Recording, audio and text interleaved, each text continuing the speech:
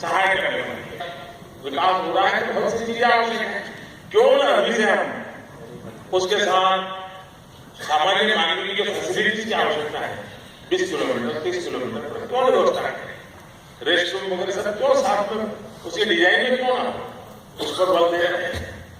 उसी प्रकार से ग्रामीण व्यक्तियों अपना माल शहर में बेचना है तो क्यों न इस बड़े रोड रास्तों के नजदीक में ऐसी कोई जगह हो जहां से वो माल ला करके वहां से बेचने के लिए, यानी एक कॉम्प्रिहेंसिव डेवलपमेंट की दिशा में हमारा प्रयास है और उसी के तहत इस काम को करें।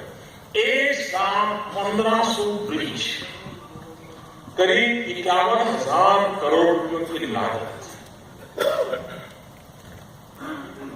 कभी तो रेल और रोड उनके बीच में इतने कागज चलते थे, कभी कभी लगता है कि शायद इस सारे पत्र व्यवहार को इकट्ठा करे तो एक आध यहाँ मॉन्यूमेंट ब्रिज बना सकते हैं।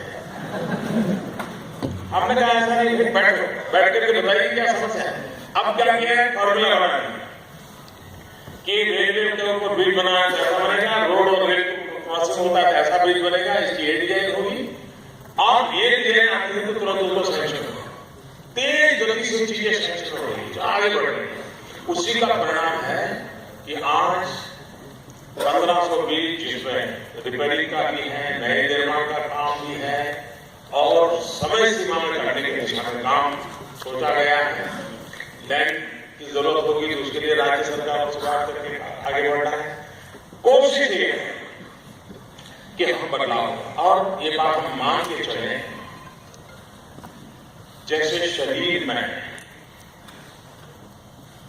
नसों का रोल है, धमनियों का रोल है, वेन्स का रोल है और उसकी जो गतिविधि और काम है उसी वो शरीर को शक्ति भी देते हैं, शरीर को गति भी देते हैं। जो ये नसें वेन शरीर में रोल करती हैं वैसे ही इंफ्रास्ट्रक्चर इस राष्ट्र के शरीर में काम करता है। अगर रोड इंफ्रास्ट्रक्चर आपका होगा, रेल इंफ्रास्ट्रक्चर होगा, आप गति बढ़ाएंगे। युग बदलते इंफ्रास्ट्रक्चर की परिभाषाएं बदलती है। पहले